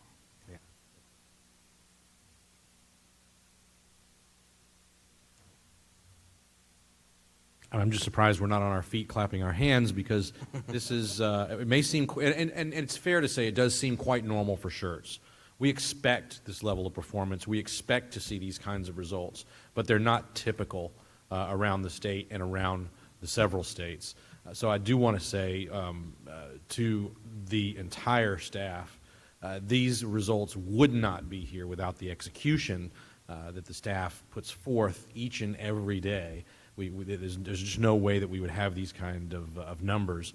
And then finally, for the council and the volunteers in the city for the time given to help break down the walls that might have stopped staff from being able to do the things that allow us to see these kind of numbers. So with that said, any other comments from council? If not, thank you, sir. We appreciate the work and appreciate the presentation. Great. Thanks a lot.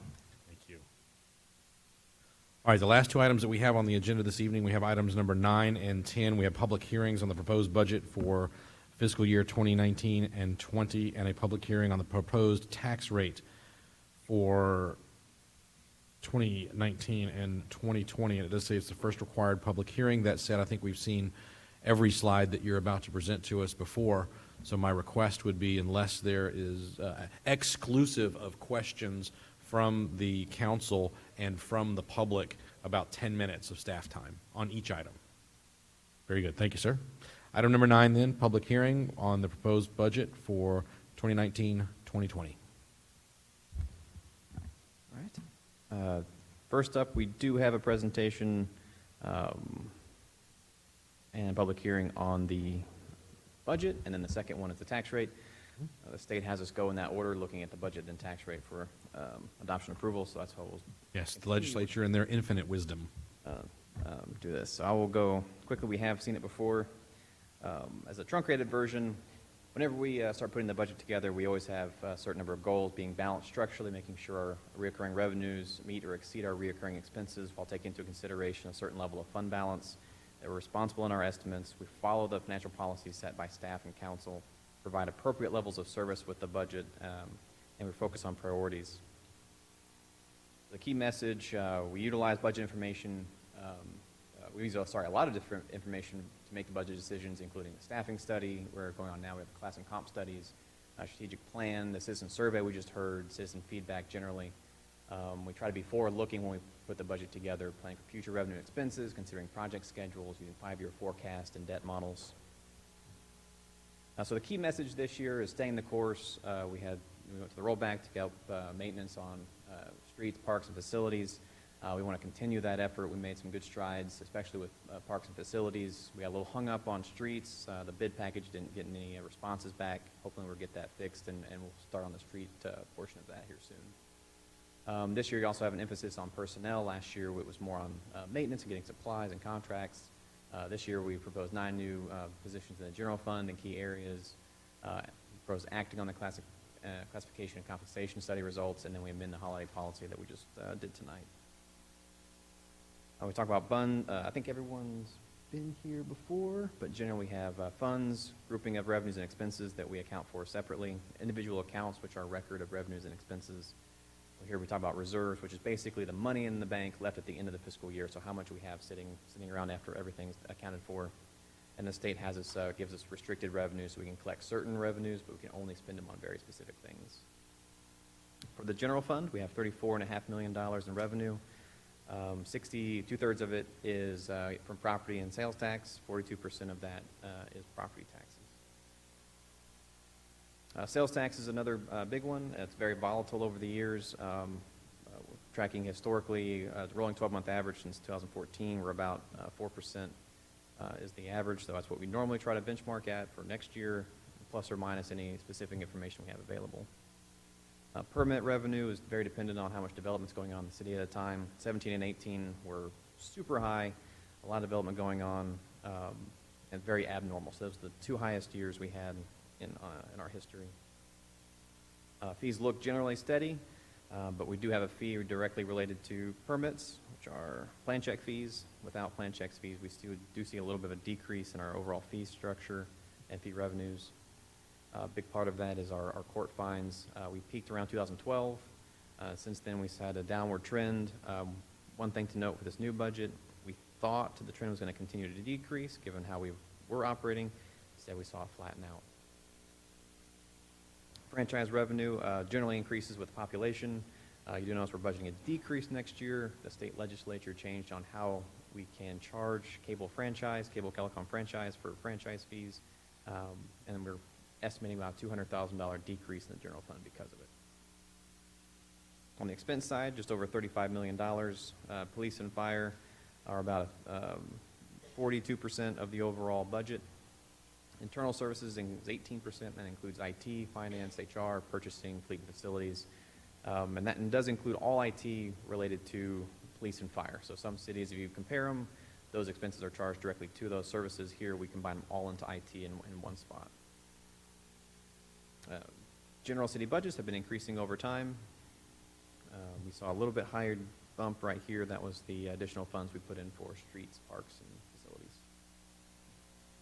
Budget per capita has also been increasing, again, for streets, parks, facilities, as well as new programs when we add them. The budget is actually just over $1,052,000 above the amounts approved in 18-19, or about 3.1% overall increase. Non-personnel budgets actually decrease about 2%. Fewer capital purchases and one-time expenses like for the permit software. Personnel budgets is where the increase comes from, about 6% up. That's to act on the class and comp study, the positions I mentioned, the holiday policy, as well as the general merit and insurance programs that we have going on. Personnel has been rising pretty steady. It has been accelerated the past couple of years. This is about when we started the last classification and compensation study implementation. Operating has increased as well. This big jump here was the additional funds for the parks, streets, and facilities. Capital outlay has also increased in recent years. Back in, we didn't do a lot of capital replacement when things got old, right after the recession. During this time period, we actually issued some short-term debt in order to replace some of our large equipment. So now we have that rolled into the general fund to pay cash going forward instead of issuing debt for those. Again, next year highlights, we mentioned in the citizen survey, some of the big areas for streets, sidewalks, drainage. So we're planning to use about $4 million of our excess reserves to put towards those projects. We also have about $700,000 for operations that we're going to put in next year as well. So our general fund, as I mentioned before, being balanced structurally, our requirement is we have about 26% of our annual operating expenses in reserves. When Choices made this budget, we'll try to get that down to 26% over this time frame. We're about 30% estimated by the end of the budget we're proposing, that the $4 million we have for the capital projects coming out. And we plan to make budgetary decisions to get us down to 26% by the 2024 time frame. In the water and sewer fund, sewer treatment expenses has increased by $160,000. We have higher treatment costs from CCMA plus new population contribute to that. Contributions to SSLGC, our Schertz Local Government Corporation, who we buy our water, increased about $220,000. That's related to the debt service for the new pipeline, well fields, and treatment plant to provide additional water to the city of Schertz. Contributions to CCMA, CCMA, our major sewer treatment provider, increased about $310,000 for additional costs in constructing the new treatment plant out south. Some of their big projects this coming year allocate $2.5 million for a new transmission main at Live Oak and Weirstein. Aviation Heights water line replacement phase 1 starts off next year as well, and then we'll have another tank painting. Over in the EMS fund, we are converting a billing clerk to a billing specialist, upgrade our billing software to help smooth out our billing operations, along with some other programs. We're going to continue our drainage programs and add a new mowing contract. And EDC has improved incentives, about $6.6 million, and they are approved to contribute $500,000 to Main Street. All funds totaled is about $94 million, including the capital projects we had outlined, 40% general fund, 28% water and sewer, the two biggest funds.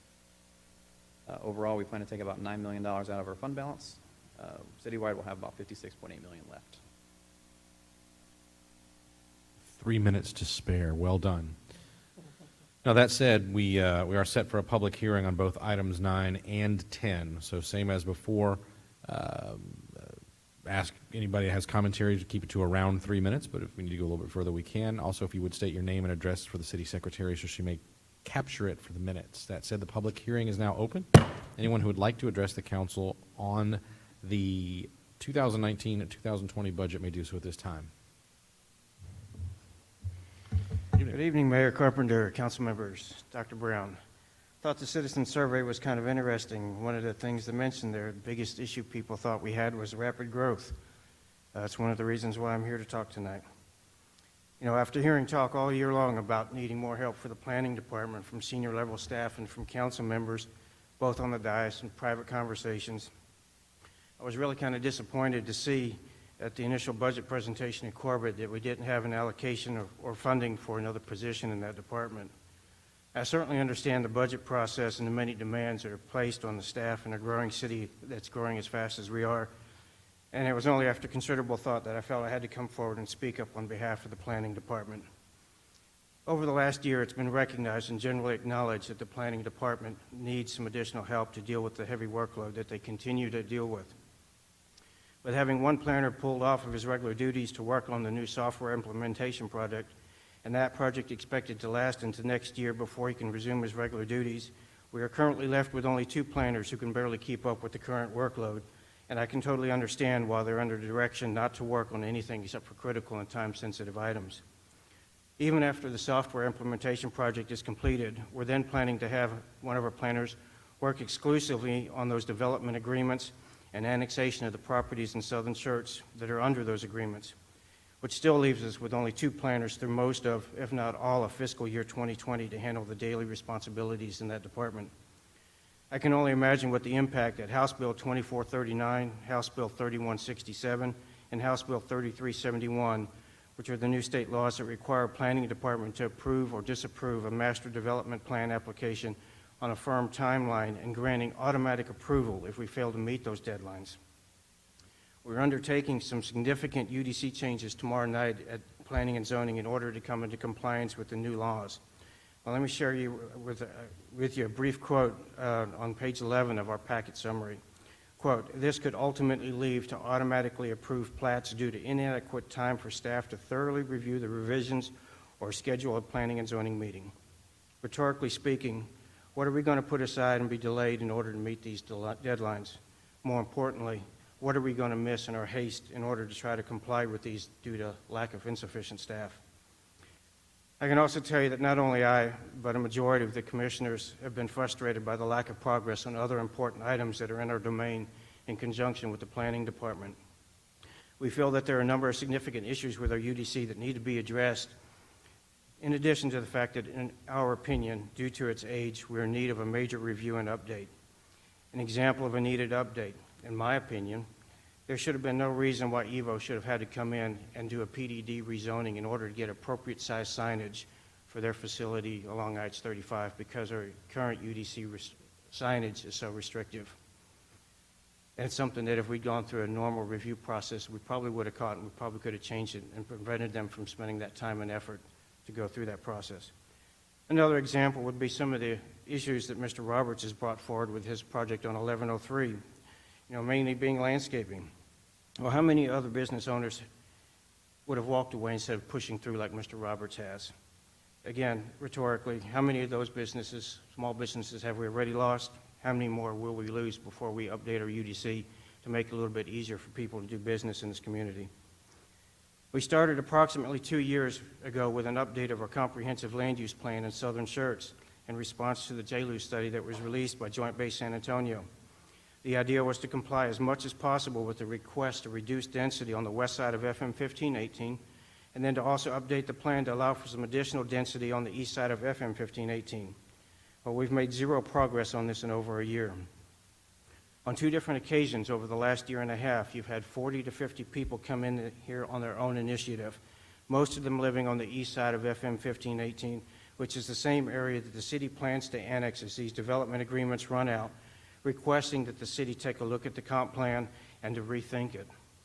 Are we truly living up to our core values and doing the right thing by proceeding to plan with annexation while seemingly ignoring the request of a majority of those same property owners to take a look at the comp plan that will direct the future development of those properties? The obvious disconnect between the JLU's recommendation and the current comp plan, which is nearing 10 years old, is also of significant concern to the Commission and its potential negative impact to the mission at Joint Base Randolph. And it's something that we feel that we need to invest some time and effort in, but will be unable to do so for the foreseeable future, primarily due to the inadequate staffing level in the planning department.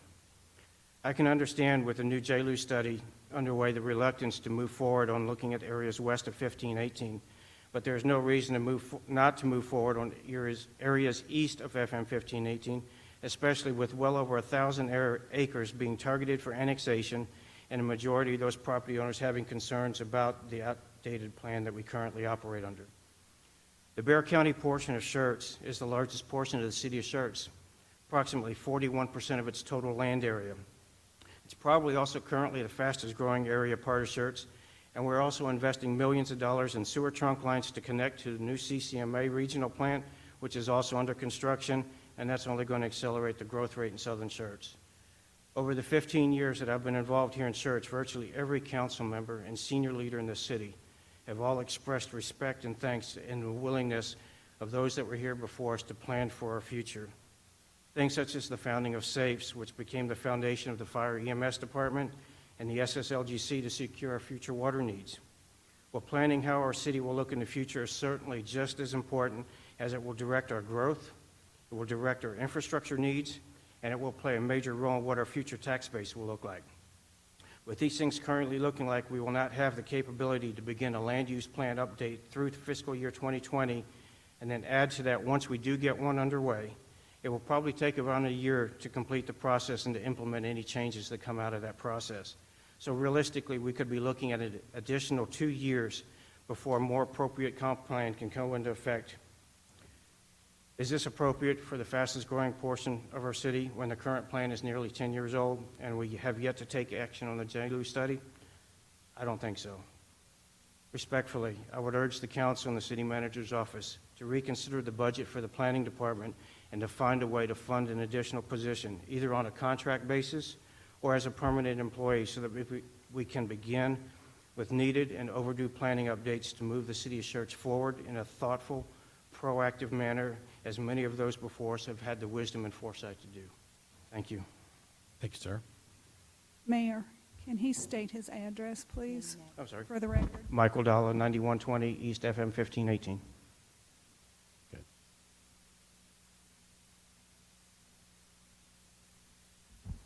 John Sullivan, 513 Triple Crown. Thank you for giving me the time earlier, but I realized I could fit it into the public hearing. I completely agree with Mr. Dell and everything he was saying. It's pretty surprising that we're not spending more money on the growth issues. I mean, as we saw in the survey, that's obviously where we're most concerned as citizens, and it's also where, long-term, the expense to fix problems, if we're not planning, if we're not spending the money to plan, it's going to be much greater. It's going to be much harder to fix these problems. And there's a lot of little things I've even brought to the planning staff, and I understand they're so booked, and they just can't even get to all of it because it's just so overwhelming. And I feel really bad for that department. And I think that's where it's most surprising, is in planning, as far as, wow, if one person takes leave, I feel like, site plans can't get approved. And it's like, wow, that's pretty scary, to be honest. And I also see it, I don't see all the city, but with planning, engineering as well, and with parks, I see those three areas where I'm like, if one person's not there one day, is everything getting done, or are we just falling farther behind? So that might be a little exaggerated, but if someone takes a week off, really, I really think we are getting behind. So if you look at planning, we need to update the EDC. There's all these issues, and it's just a lot less cost if we do this, if we plan for issues ahead of time. If you look at engineering, we have these major projects that we need to, design and build and all that, and these projects, we need to get them done, and I feel like there's a slowdown there where we can't get projects planned and designed.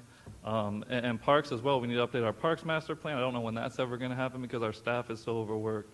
And these are things residents are looking for, and I agree, we really need to look at spending more money in the growth department, all those growth departments there. So thank you. Thank you, sir. All right, anyone else? If not, go ahead and close the public hearing then. Open up to council. Mr. Edwards. Mr. Mayor, I've heard from quite a few of the business owners and some of the developers. They're all having the same issue. They're wondering why their plans are not getting approved, why everything is stagnated. There are people that are concerned about the gateway study that we did years ago that's basically sitting on the shelf, not being utilized, and pretty much they feel like it's outdated as well. So with that being the case, I do understand your concerns about not having the staffing available.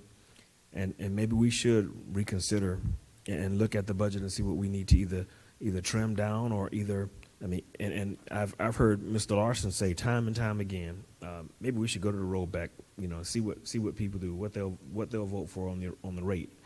So maybe it's time that we rethink, because we've heard exactly what our volunteers are saying, and Mr. Greenwald got up earlier. He said the same thing. We've heard from business owners. We've heard from citizen volunteers. So we probably need to rethink this. Mr. Gutierrez.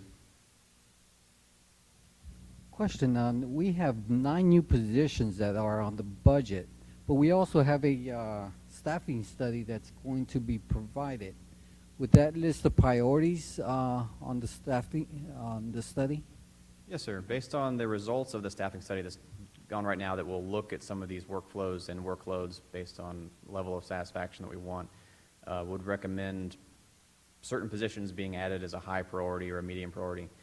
When the study comes back in, and I didn't mention it during this presentation, but we will not fill any of the proposed positions until we get the study back. And if that study recommends something as a much higher priority as compared to a lower priority, that's something that we will come back to council with and make that change. So the concerns that were addressed can become a higher priority than the ones that we have listed? If the study comes back and validates that, that and shows that, and that could be an option, then we come back and make that change after we'll get the study done. Thank you. And as far as Mr. Sullivan's responses, he mentioned two other positions. Currently proposed is an engineer and a parks worker. So we still have those. And one of the holdups that we've seen so far as plan review has been in the engineering department, more so than planning. So the engineer should help with the plan review process as well. Mr. Edwards. From my colleagues on the dais, will we be interested in, if nothing else, doing a contractual basis for planning? Because we can always bring in a planner. Okay, so we would like to see the results of the staffing study. Then I think when we see the staffing study, then we could make a determination, whether it's a contract or an additional employee. If you recall, we did have, below our cut line was a planning position, but that's a matter of our staff expertise trying to decide, prioritize, what's most important out of, a lot of needs and a lot of areas. We can't, obviously, we were unable to meet them all. We had over 2 million in programs that the departments wanted to add. So, based on the expertise of our assistant city managers and working with the department heads, we prioritize those programs. And I think we need to see what the staffing study says before we move forward on that. So the staffing study should be done in November sometime. Mr. Larson. And just to clarify that I understood correctly, in our budget meeting, we did speak directly to the kind of the bottleneck in the planning department. I think you just mentioned as well. My understanding is that the planning department felt that the current biggest bottleneck is in engineering, and that's why the staff resources were allocated to engineering. Did I understand that correctly? In the plan review process, that was what we thought would help most in that particular process. In some of the other comments made for comprehensive plan review, and that would be something separate. Understood. All right, thank you. Anyone else? Dr. Scagliola. Yeah, just to clarify, so the plan is to actually put a hold on the new hires until after the compensation study is completed, or the staff compensation and staff study is completed, which isn't going to take place until November. All right, not a whole lot happens in December. January kicks off the start of a new year. So we're going to be put on hold for hiring anybody for at least 4 months after the budget is approved. Yeah, that's probably about the right timeline. Just want to get it straight. Thank you. Just a point of clarification. These are new positions, not existing positions. Am I correct? That's correct. Thank you. Let's remember, too, the fiscal year starts October 1. Right, so we're talking about beginning the fiscal year October 1. I'd also like to comment,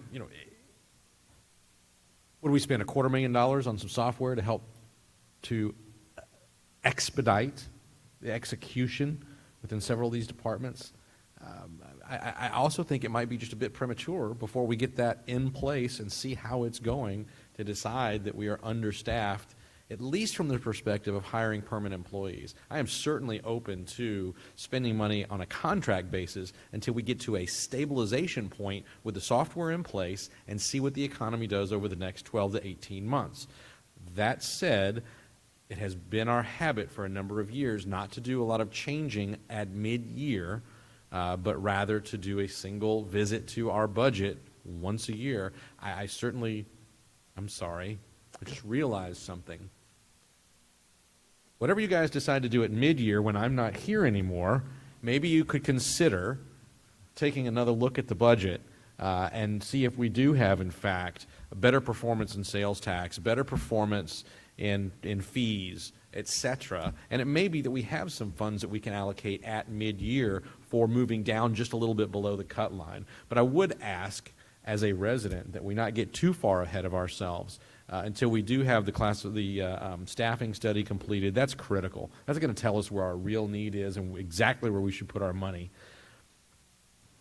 Maybe not hire permanent staff, but consider spending money on a contract basis while we have the ebbs and flows, right? Because the truth is the economy is not going to be, it's not straight linear, it's curvilinear, and it changes over time. And the more that we do effectively using contract labor, the better position we are to react to changes in the macroeconomic, and in fact in the microeconomic environment here in our part of the state of Texas. So let's not veer away from our habit of having conservative budgets, revisiting those as time passes, learning from the studies that we pay for, and seeing what this expensive bit of software that we've purchased does to our ability to execute. All those things said, anything else from council on this one before we go on to the next presentation? Is there there is actually just a public hearing and proposed budget. I do not see that we have an action to take. Therefore, we'll move on to item number 10, which is a public hearing on the proposed tax rate. Mr. Walters?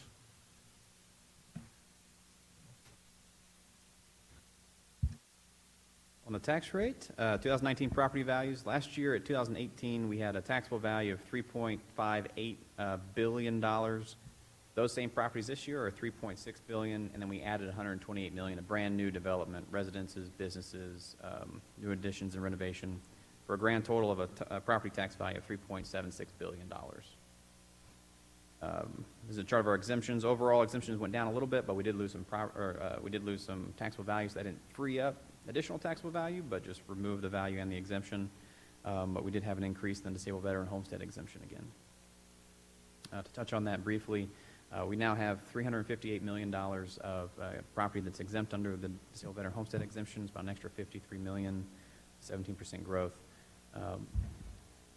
The city does not believe this program is a bad program. These folks that get this, qualify for this exemption, gave more than they probably should for their country and deserve everything that we could possibly give them. The way the state designed the program, it does put the responsibility of providing this benefit on communities with a high concentration of veterans instead of spreading that responsibility out through the whole state. So if you talk to any of your state representatives, bend their ear and see if they can reconfigure the program on the back end, not the benefit, but the back end, and see if they can provide additional relief for communities throughout the state that do have a situation similar to our own. To put it in perspective, if we did have a taxable value for all those properties, it would be about $1.8 million in revenue for the city. The state does have a relief program. In 2018, we were eligible to receive upwards of $500,000, but they didn't have enough money to go around to meet all the requests, so we got $200,000 instead. They did increase the limit, so we think we maybe get about $300,000 next year, but we'll see how it works out. Your property tax bill is broken up between multiple entities. City of Schertz is on the bottom. School district is actually the largest portion of the property tax bills. The state has us calculate a couple of rates. The effective, which would raise the same amount of revenue for the city on properties that existed in both years. Revenue can grow based on new properties. The rollback rate is the highest rate council can adopt without the citizens coming back with a petition and lowering the tax rate. So the effective rate for this year is 50.57. Rollback's 53.60. The current is 51.46, and council adopted a preliminary maximum rate of 51.46 for notice purposes. We can no longer go over that without reissuing notices and starting the public hearings and all over again. 1 penny is equal to $376,000 or $23 annually on the average home. We do actually have two rates that make up the 53.46. M&O is maintenance and operations. That pays salaries, what goes on every day. INS is the debt payment, so all the money raised from that goes to pay the city's debt. Minor changes overall, no change. At the effective rate, the average tax bill does actually increase about $39. We believe that's majority of that is from new development that costs more than $233,000, 300, $400,000 homes. This rate should keep the tax bills roughly the same for residents that lived here before. If we went up all the way to the rollback, just a thought exercise, it'd be a $110 increase on the average bill. We think existing citizens would see about $71 of that increase. At the 5146, the increase is $60, and existing residents would see about $21 annual increase, or about $1.75 on their monthly escrow. Historically, our maintenance and operations, they go from the general fund at 42% of our revenue. 2006, we're at 33.45. The rate dipped, and we've worked our way back up. 2018 was the first time in the past 12 years that we've been over the 33.45 we had in 2006. On the INS side, we had some bond election in 2006. We issued those bonds here. Been able to maintain that for a number of years. In 2010, we had another bond election. We raised and we issued those bonds again. Since then, we've continued to issue COs for maintenance and operation, or maintenance, and we've been able to decrease the rate and leave it relatively flat in the past few years. We do that by looking at a debt model. We have a lowest fund balance about 2021 about $224,000. This blue at the bottom was our current obligations. This is what we just issued in July. We have another about $10 million that we need to issue for 1518 for that expansion project. Half of it's voter approved, half council has passed by resolution to help contribute to TxDOT to do that project. And then about 2024, 2025 timeframe, we could have up to $27 million additional funds if council wishes to spend on the much larger list of projects we have without raising the tax rate. If we wanted to issue less, we could, and lower the tax rate. We want to issue more, and we would raise the tax rate. So historically, we have grown from 43 cents to 51 cents, and the majority of that growth has been in the INS rate. We mentioned before, at the INS rate, what we've currently projected, or what we've currently set as our preliminary maximum, it does include an emergency phone location module for staff, $12,000. It amends the holiday policy that we mentioned previously. Adds a patrol officer, what we always hear whenever we have public meetings, we need more patrol officers. Includes a fleet manager, which help out all the funds. The engineer that would help with project review, as well as inspecting new streets coming to the city. A street worker, a street crew, that was one of the main priorities we saw on the citizen survey with streets. Parks worker, that has been a big priority, and frankly, we've had a lot of success there. And we've heard a lot about necessary for additional personnel and animal services. Again, we mentioned everything by a star with it, subject to change based on the results of the staffing study. Well, this is just a preliminary go-over what the city manager's office thought that was the biggest priority. All right, for the tax rate, it is required to have 2 public hearings. Tonight's the first one. September 3rd is the second. And then we'll have first vote on September 3rd and second vote and final adoption on the 10th. And the budget and tax rate will go into effect October 1. 4 minutes to spare on that one.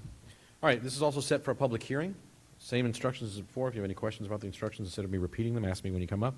If you give your name and address for the city secretary so she can capture them for the minutes. Public hearing is now open. Anybody that would like to address the council on this matter, which is the proposed tax rate, may do so at this time. It doesn't look like I have any takers. I'm going to close the public hearing at this time.